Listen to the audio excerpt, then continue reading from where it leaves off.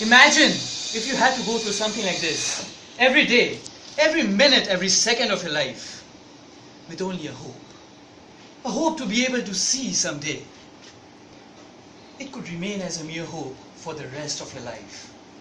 But what if this hope materialized and you're finally able to see? A very good morning, Toastmasters and dear guests. Today, I want to touch upon a very sensitive and noble cause which hasn't been much talked about: organ donation. Almost 5 lakh people are awaiting a donor in India every year, and a whopping 95% of them die in the waiting list without receiving any organ. In fact, by the time I finish speaking today, few hundreds will have already died awaiting a donor. You would be surprised to know that the number of people who have pledged their organs is only a drop in the ocean of those awaiting donors.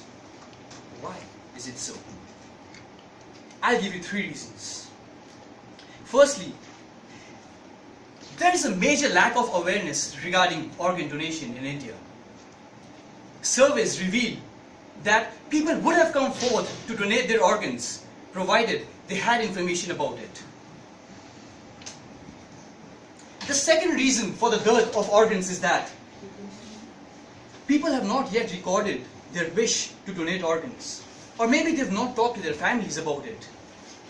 It may so happen that few of us are aware of it, want to pledge their organs, but have not taken the step yet. And even worse, some might have taken the step, but have not talked to their close ones about it. Now what happens is, if there is a situation and people around you do not know that you are a donor, then it would be such a huge waste of not only your organs, but also your wish and desire to save someone's life. The third and the biggest reason which I feel is responsible for this is the myths and misconceptions surrounding organ donation. And this always discourages potential donors, which always eludes me.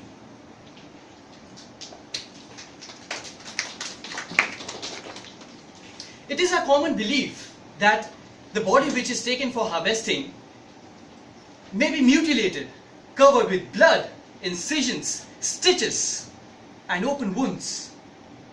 But that is not the case. It is treated with utmost dignity and respect, and is operated upon just like any other surgery, and is then returned to the family in pristine condition for the funeral.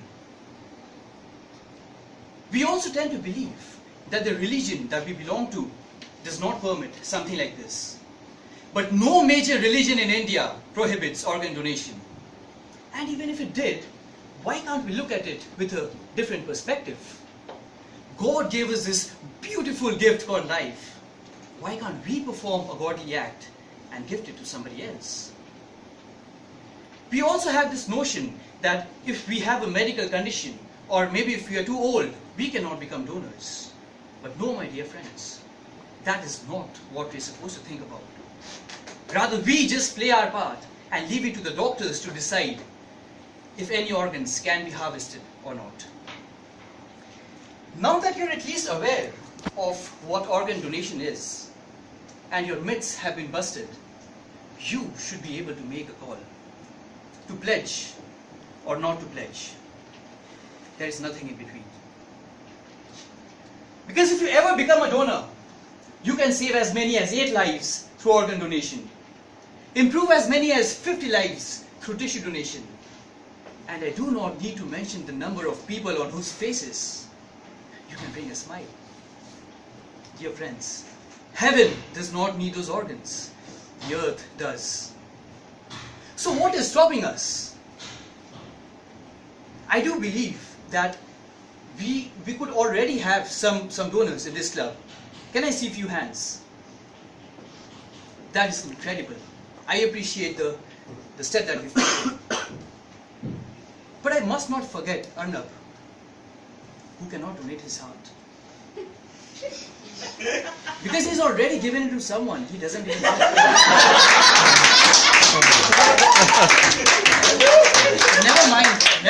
shut up. There are many other organs which you can donate. I hate to do this, but I want all of you sitting here to imagine watching a closed one dying because one of their vital organs has quit working. And the only chance they could survive is through an organ transplant. But there aren't any available. How does that feel? Dear friends, the most important thing to remember after you've become a donor is to go and talk to your family, your close ones, your parents about it. Because it would be their final decision if there is a situation. And I understand it may be a little uneasy for you and unsettling for them if you talk about something like this. So I want to tell you what I told my parents.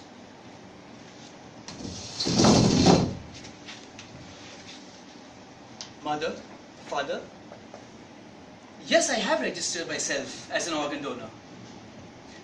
No, I am perfectly healthy right now. And I hope it never comes to that. But if it ever does, I want you to say yes. For the sake of somebody else's parents, whose looming grief you could turn into joy. And most importantly, for your sake. Because if you ever happen to lose me, you will know that I haven't left you. If you ever happen to meet those whose lives I would have saved, you would know that I continue to live on. And in that, oh my dear parents, I'm sure you'll find peace. Toastmaster.